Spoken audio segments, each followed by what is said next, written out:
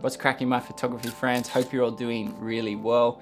Yes, this is another what's inside my camera bag video. Super original video idea, I know, but I hope this is going to be an interesting one. It's been a number of years since I've made one of these videos. Obviously my gear has changed totally since then, and the world has changed totally since then. But more importantly, I'm actually headed to Europe tomorrow, which is crazy. I'm super excited to be backpacking for travel again. So I've had to make those hard decisions on what gear to take, what gear to leave behind, especially when it comes to lenses. So I hope the main takeaway from this video, if you're watching, pick lenses and camera bodies that suit you and your photography style. Now, there probably is a few choices in here that a lot of people wouldn't make. You'll see those in a second, but it doesn't matter. You don't have to do what other people are doing. Pick what suits you. All right, that's enough talk. Let's take a look at what's in my camera bag for 2022. So starting with the backpack, of course, I'm taking this 10 bar. It is a 32-liter backpack, I think. It's called the Axis, I believe. It does come in a few different sizes if you're interested. This is the largest one. That's why I like it, because it fits a lot of gear, so it's really handy. It's also really sturdy. It's got good support. It's got a nice waist strap, so it's really good for hikes and things like that. It's also really affordable. It's one of the cheaper bags I found out there. And for me, the other reason I love it is the access points. You've got this access point on the top. It is all camera cubes inside, but the reason I like this top pocket, yes, I can sit a camera there and pull it out from the top. You can also use this top bit a bit more like a regular backpack. Just take out a jacket or whatever you need from the top as well. So it's also got your regular kind of camera access on the side. You can just pull out your camera from the side there, which is always handy. And then, like a lot of backpacks, it's got your big main access point on the back. So let's open it up and go through everything that's inside. Whoop, nearly hit my mic.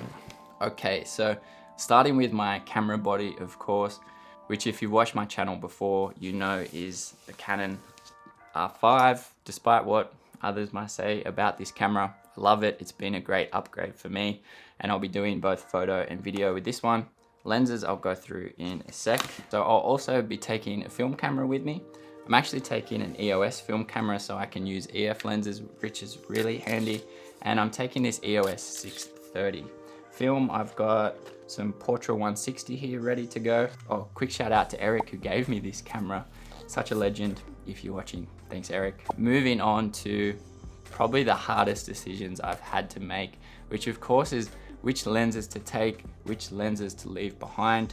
Although this is a pretty heavy backpack, I have tried to keep it as light as possible, which isn't always easy. I love having options when it comes to lenses. The other thing I love having is shallow depth of field. So I do love shooting with prime lenses, which brings me to my first 3 lenses, which are all primes. So the first one, which is probably my favorite lens ever, is the 50 RF50 f1.2 lens.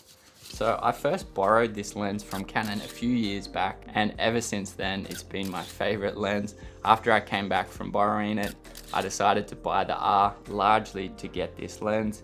It is quite expensive, it is heavy for 50mm, but it is so sharp, so crispy, even at 1.2, and that's why I love it so much. So the next prime that I'll be taking is actually the one I'm filming on right now. And of course, you'll know what this lens is if you watched my last video. It is the 24mm Sigma 1.4 prime. I love this lens. It's become one of my favorites really quickly. And you'll know if you watched my last one, I actually prefer it to 35, which is probably a bit controversial for some. So this is why I'm actually leaving my 35 at home and I'm taking 24 instead. So next up we have a very less versatile, very heavy prime lens, but again, I really love this. It provides a really unique look. This is the 135 1.8 lens. Again, it's a Sigma lens. It's actually got the adapter on there because it is an EF mount lens. The reason I'm taking this lens, yes, as I said, it's a really unique look at 135. The depth and compression at 1.8 is crazy. So I love this lens for a bit of a different look, and I love shooting street photography with this lens.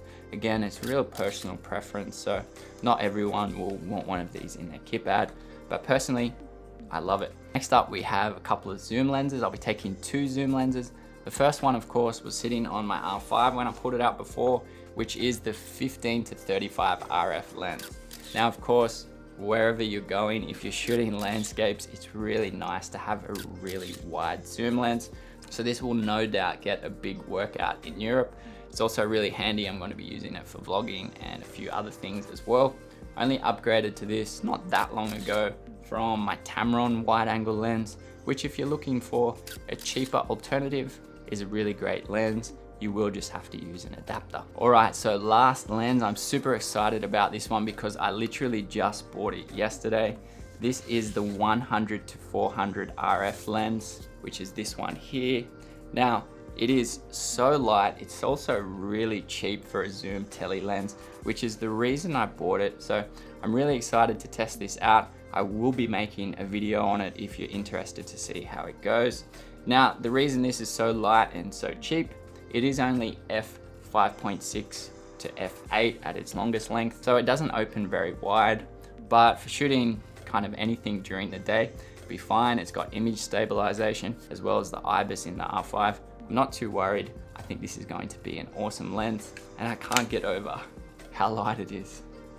I think it's lighter than the 15 to 35 easily, about 600 grams for those who are interested. All right, last of all, drone. Mavic 2 Pro. Yes, I haven't updated to the Mavic 3. I haven't felt the need to. Mavic 2 does the job for me. I don't really use it much when I'm not traveling, but of course it's going to get a good workout on this trip. Last of all, we have the tripod that I'm filming on at the moment, which is the Mi Photo Globetrotter, I think it's called, and I have the carbon version of this, partially carbon. Now, I'll also be taking, where is it? Switch pod, which is really handy if you're vlogging.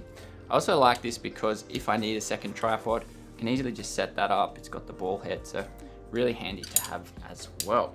Last of all, I did forget to mention my mic, which I'll be taking the NTG video mic. It is pretty well priced as well if you're looking for a really versatile and quality microphone. So that's pretty much all the gear I'm taking on this trip. Hopefully you found this video useful. Hopefully you think more about what lenses you like, what you don't like, and what suits you and your photography style. All right, next time I see you, I will probably be in Italy, which is crazy. It doesn't even quite feel real yet. I don't think it will until I'm on the plane tomorrow. Super excited to say the least. Thanks so much for watching. Keep creating, keep growing, my friends. Bye for now.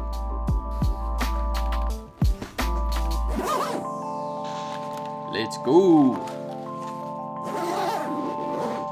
Man, I better go finish packing the rest of my stuff, hey.